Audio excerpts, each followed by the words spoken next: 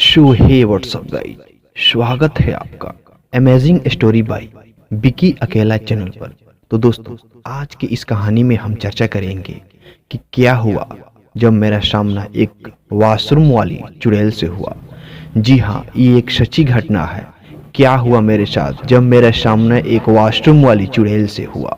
तो आइए इस कहानी के माध्यम से जानने की कोशिश करते हैं।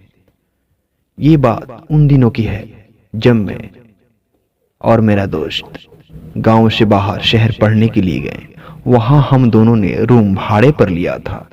मकान मालिक ने हम लोगों को रूम बहुत अच्छा दिया था। एक किचन, एक सोने के लिए और एक वॉशरूम हम दोनों के नहाने के लिए दिया था। आखिर कोई व्यक्ति इतने सस्ते में रूम कैसे दे सकता है, मैंने सोचा, और वो भी शहर में। मुझे कुछ अजीब लगा।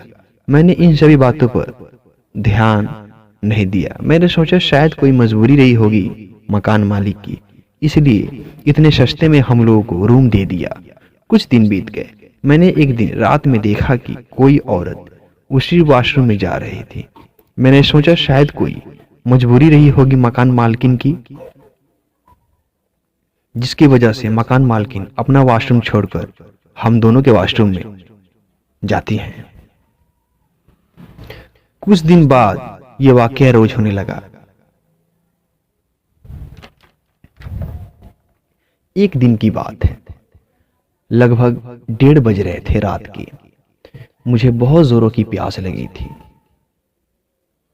मैं अपने बिस्तर से उठा और सीधा वॉशरूम में गया।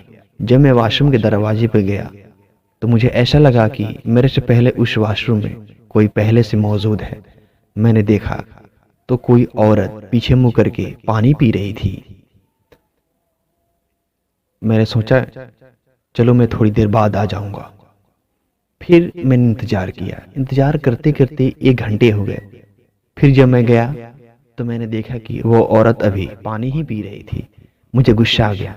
मैंने बोला, हेलो मैडम, क्यों आपका वॉशरूम नहीं है क्या जो आप हम लोगों के वॉशरूम में आती हैं?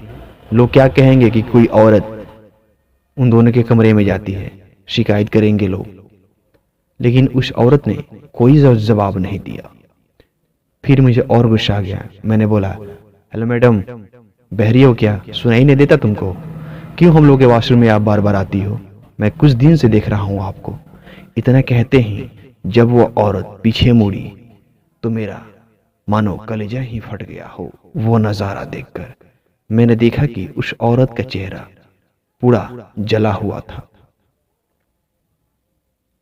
ये देखकर मैं जोर से चिल्लाया और अपने कमरे की ओर भागा।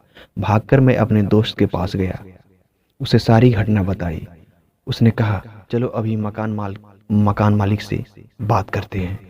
उसी रात हम लोगों ने मकान मालिक के दरवाजे पे गए और उनसे बात किया और उनसे सारी ये घटना बताई। उन्होंने बताया कि कुछ साल पहले 2 कपल रहने के लिए आए थे, एक औरत और एक पति। उन लोगों में आपसी झगड़ा था। कुछ दिन बाद उस औरत ने पंखे से फांसी लगाकर मर गई थी। तभी से उसकी आत्मा इस रूम में भटकती है। हम लोगों ने उस मकान मालिक को बहुत डांटा, बहुत उससे बहस हुआ हम लोगों का। मैंने कहा आप अपने भाड़े किराए के चक्कर में किसी का जान ही ले लेंगे। उसके बाद हम लोगों ने उस रूम को छोड़ दिया। फिर कभी हम लोग शहर वापस पढ़ने के लिए नहीं गए। अपने गांव वापस आकर गांव में ही अपनी पढ़ाई की। तो दोस्तों, आज की कहानी में बस इतना ही।